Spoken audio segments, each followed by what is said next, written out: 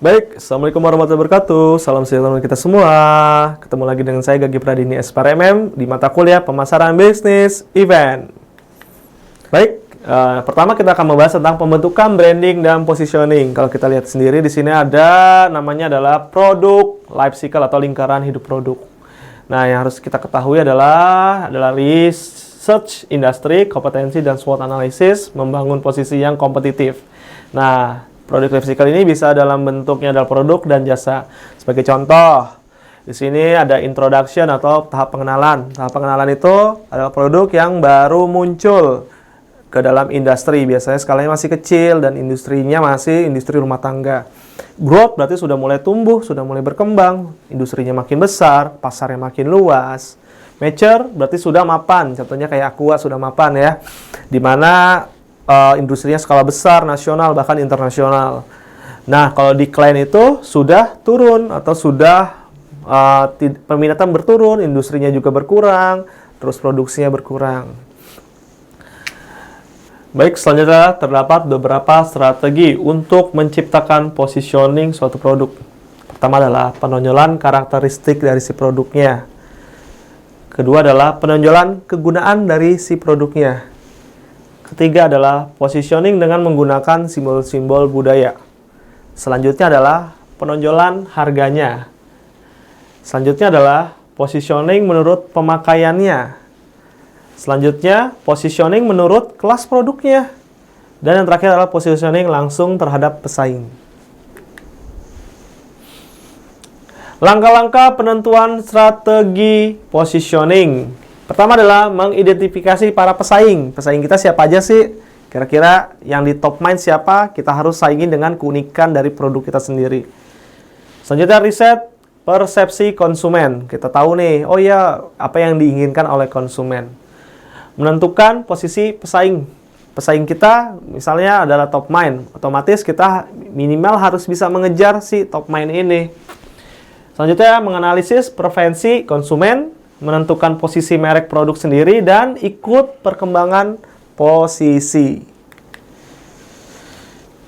Key message merupakan esensi dari semua bentuk komunikasi. Terdapat batasan pada 3-4 kalimat singkat yang menunjukkan fokus dan tujuan. Ya, seperti tagline lah.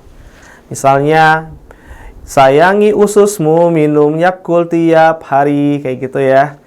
Terusnya dapat disesuaikan untuk kepentingan grup, stakeholder, dan esensi utama harus tetap solid. Di sini kita bisa lihat nih, ada brand value, personality, key message, dan brand essence. Nah, ya. Nanti kita bahas di forum aja ya. Baik, selanjutnya metode dan media. What do target client want, read, see, and hear? Jadi kita harus tahu nih si klien itu dengan mengetahui, dengan cara mengetahui apa yang diinginkan, kita baca, kita lihat, dan kita dengar. Ya, dari mana si customer bisa membaca, melihat, dan mendengar? Pertama, ada brosur. Brosur itu seperti leaflet dan sebagainya, bisa melalui website, bisa melalui press, radio, dan internet, atau advertising, atau iklan. Direct marketing seperti telepon, email, postal, newsletter, business card, public relation. Selanjutnya adalah communication, strategi, method, or media.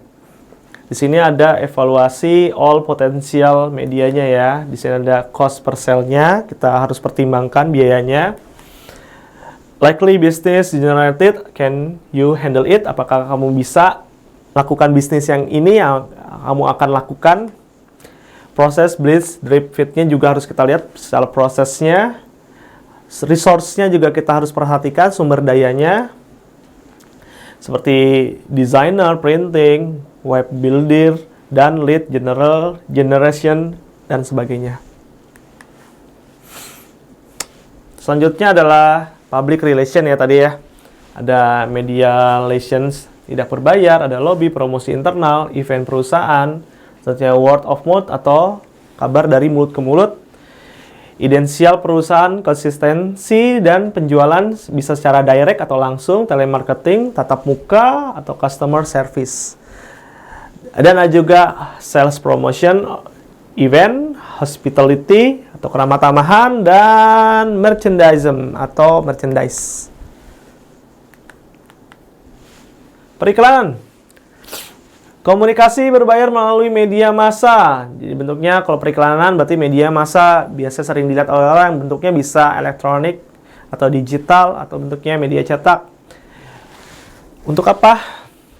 Produk placement, pendapatan produk, celebrity endorsement buat endorse, testimonial atau testimoni orang yang sudah menggunakan produk yang kita tawarkan, sponsorship untuk menjadi sponsor atau direct mail atau emailing. Selanjutnya tujuan periklanan, membangun brand image, menciptakan awareness atau kepedulian, menstimulasi aksi dan penguatan awareness.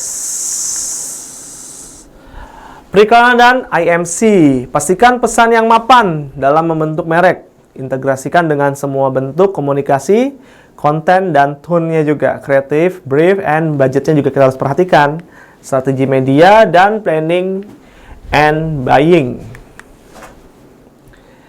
Media periklanan harus fokus pada stakeholder, media partner, dan sponsor. Media massa seperti TV, radio, koran, majalah, media luar ruang, sinema, online, materi cetak, dan direct.